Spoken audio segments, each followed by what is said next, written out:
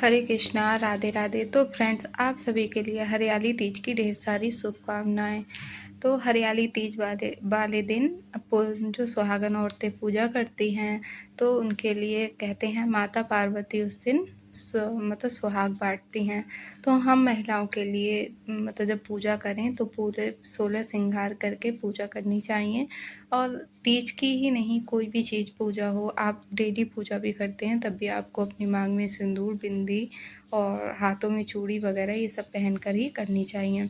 तो आप अच्छे से तैयार होने उस दिन हरे रंग के वस्त्र पहने। और अगर आप नई साड़ी पहनना चाहते हैं तो आप नई साड़ी भी पहन सकते हैं, लेकिन अगर आप नई साड़ी नहीं हो, जो भी साड़ी पहने वो आपकी साफ धुली हुई होनी चाहिए। और आप मतलब तो दान करना चाहते हैं तो दान में भी हरे रंग की साड़ी, हरे रंग की चूड़ी, हरे रंग की बिंदी, इस तरह से भी दान कर सकते हैं। और आप भी हरे रंग की चूड़ियाँ ज़रूर पहनें, मेहंदी लगा लें एक दिन पहले, हरे रंग का नेल पेंट लगाएं। इस तरह से आपको भी तैयार होना है। और इस दिन आप माँ पार्वती से सुहाग जरूर लें और उन्हें सुहाग की चीज़ें भी ज़रूर चढ़ाएं। तो देखिए, सबसे पहले हमें चौकी लगा लेनी होगी। हरे रंग का वस्त्र बिछाएं आप, और या फिर लाल रंग का। और आप भी मेहंदी लगा लें, चूड़ी पहन लें, मतलब पूरे तैयार होके पूजा करी जाती है, महावर वगैरह सब लगा के। फिर आप अक्षत का आसन दे सकते हैं। फूलों का आसन देते हुए हम अपने भोले बाबा पार्वती मैया को यहाँ विराजमान कराएंगे। और जो दीप होता है वो भगवान के दाहिने ओर प्रज्वलित करना होगा, तो वो आप रख लें। और दीप कभी ऐसे खाली नहीं रखते हैं, तो दीप के लिए भी फूलों का आसन देना है। फिर हमने देखिए, हरियाली तीज वाले दिन पार्थिव शिवलिंग की पूजा करने का विशेष महत्व होता है।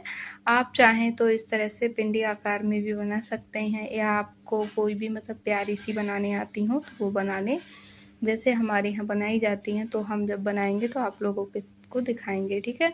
और जब भी आप भोले बाबा को और उनके परिवार के लिए मतलब विराजमान करें तो बेलपत्र का आसन देते हुए विराजमान करना रहता है। तो सबसे पहले हमें संकल्प लेना होगा कि आज की व्रत पूजा कैसे करनी है। जो भी पूजा पाठ हम करते हैं बिना संकल्प के वो अधूरा होता है। तो हमें मतलब हमारे यहाँ तो जब तक पूजा होती है तब तक व्रत रखा जाता है। उसके बाद में हमें मतलब जो पूड़ी पुए वगैरह बनाए जाते हैं, वो भोजन जो बनता है भोग लगाने के बाद में खा लिया जाता है। कुछ जगह पे ये निर्जला व्रत होता है पूरे 24 घंटे का, कुछ जगह पे मतलब अपने अपने अलग अलग मतलब रीति होती है, अपने हिसाब से आप देख लेना। जैसे हमारे यहाँ कलश स्थापना नहीं होती है तो हम नहीं करेंगे। अगर आपके यहाँ पर होती है तो भगवान के दाहिनी ओर अष्टदल कमल बना लें, उस पर कलश रखें, कलश में जल डालें, गंगा जल डालें, मौली कंठ पर मौली बांधें। मतलब जो कलश होगा उसके ऊपर आप अशोक के आम के पत्ते लगाएं 7 या 5। और अपने कलश में सुपारी, लौंग, इलायची, बतासा और अक्षत, फूल, ये सारी चीज़ें डाल देनी है। हल्दी गांठ नहीं हो तो पिसी हुई हल्दी डालें और एक सिक्का। इनमें से 5 चीज़ें 7 चीज़ें आप डाल दें। फिर पत्ते लगा दें, उसके ऊपर पूर्ण पात्र रखें। उसके बाद कुछ लोग दीप कलश की स्थापना करते हैं तो आप दीप रख लें अपना, और कुछ लोग नारियल रखते हैं तो आपको नारियल चुनरी में या कलावा लपेट के नारियल रखना होगा। तो इस तरह से आपकी कलश की स्थापना हो जाएगी। फिर हमने अपने भोले बाबा के लिए जनेऊ पहना दिया और चंदन से तिलक लगा दिया। भोले बाबा के लिए सिंदूर या हल्दी नहीं लगाते हैं, तो हमने गौरा मैया और गणेश जी के लिए सिंदूर से भी तिलक कर दिया, रोली से। और यहाँ पर भोले बाबा की जो प्रिय वस्तु हैं वो सभी हमने चढ़ा दी हैं, भांग, भस्म। और अभी हमारे लिए धतूरा वगैरह नहीं मिल पाए हैं तो हमने बेलपत्र, समीपत्र और फूल और सफ़ेद पुष्प मिल जाए आपके लिए, आंकड़े के फूल मिल जाए, मतलब जो भी चीज़ आपके लिए मिल जाए अच्छे से वो आप ले लें। वरना हमारे भोले बाबा तो एक लोटा जल में ही प्रसन्न हो जाते हैं। और हमने कच्चे दूध से अभिषेक किया है, और उस दिन हम पंचामृत से अभिषेक करते हैं। तो अभी हमारे पास नहीं था, मतलब दही नहीं था, तो हमने आपको कच्चे दूध से दिखाया। फिर जो भी हम अब सामान चढ़ाएंगे माता रानी के लिए सुहाग का, तो उसमें हम माता रानी के लिए पहले सुहाग मतलब सारी चीज़ें लगा देंगे। बिंदी लगाएं, सिंदूर लगाएं, चूड़ियाँ पहनाएं हैं, बिन और महावर लगाएं। ये सारी चीज़ें आपको माता के लिए लगानी होंगी। माता के लिए अलग से लाल चुंदरी या हरे रंग की चुंदरी पहनाएं और वस्त्रों के कलावा पहना दें। इस तरह से आपको सभी चीज़ें पहनानी होंगी।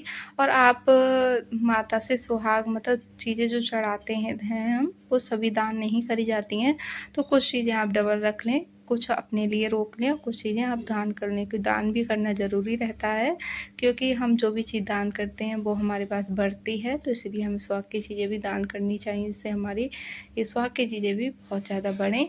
तो हमने ये डबल डबल रखी हैं, तो कुछ चीज़ें हम रोक देंगे और सब चीज़ दान भी नहीं करते हैं एकदम से, तो कुछ रोका जाता है, तो डबल रख लें, ठीक है। फिर माता के लिए आप साड़ी चढ़ा सकते हैं अपने हिसाब से। अगर आपकी सामर्थ्य नहीं है तो आप चुनरी चढ़ा दें। और हमने ये हरे रंग की साड़ी मंगा ली है।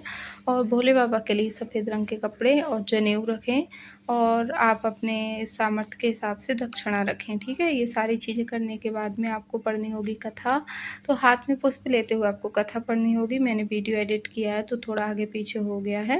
और ये सारी चीज़ें चढ़ानी है और फिर करनी है हमें कपूर से आरती।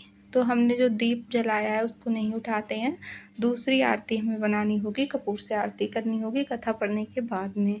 और ये सारी चीज़ें हमें मतलब हमारे यहाँ सुहाग का सामान जो होता है उसको मिनसते नहीं हैं, मतलब जल नहीं फेरते हैं, जो कपड़े होते हैं उन पर। और आज के दिन आप घेवर मंगाएं, जबे बनाएं और पूड़ी पुए ये इन सारी चीज़ों का भोग लगाया जाता है। तो अभी हमने वीडियो बनाया है तो इसीलिए आपके लिए मिठाई और केले रख के दिखा दिए हैं, वरना हमारे यहाँ पूड़ी पुए बनते हैं और घेवर मंगाते हैं। घेवर का मतलब विशेष महत्व होता है, इस दिन घेवर का भोग लगाएं। और इस दिन आप झूला ज़रूर झूलें, ठीक है। हरियाली तीज वाले दिन झूला झूला जाता है। और पूजा में रही भूलों के लिए क्षमा याचना कर लें, हाथ जोड़कर क्षमा मांग लें। और माता से सुहाग लिया जाता है, तो सुहाग आप अपना सिंदूर जो यूज करते हैं वो सिंदूर ना लें, अलग से जो सिंदूर हो माता रानी का वही सिंदूर लिया जाता है।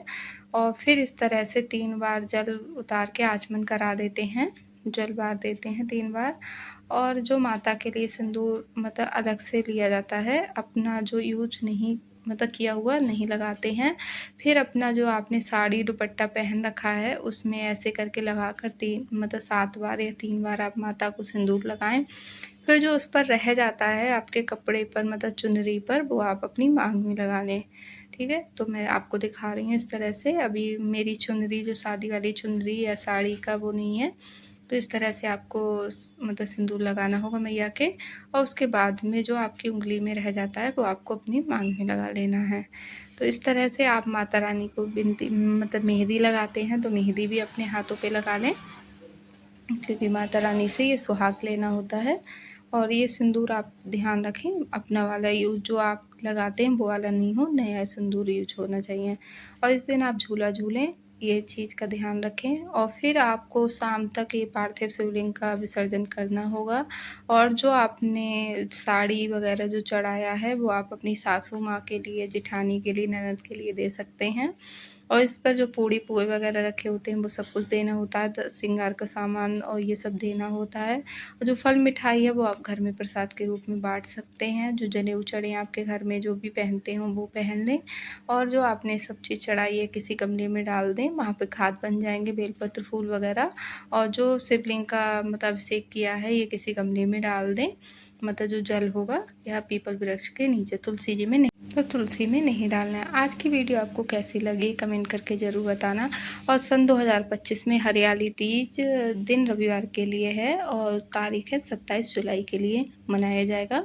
आप सभी के लिए माता पार्वती की मतलब कृपा बनी रहे। आप सभी के लिए हरियाली तीज की ढेर सारी शुभकामनाएं। मिलते हैं दूसरे ब्लॉग में, तब तक के लिए राधे राधे, हरे कृष्णा।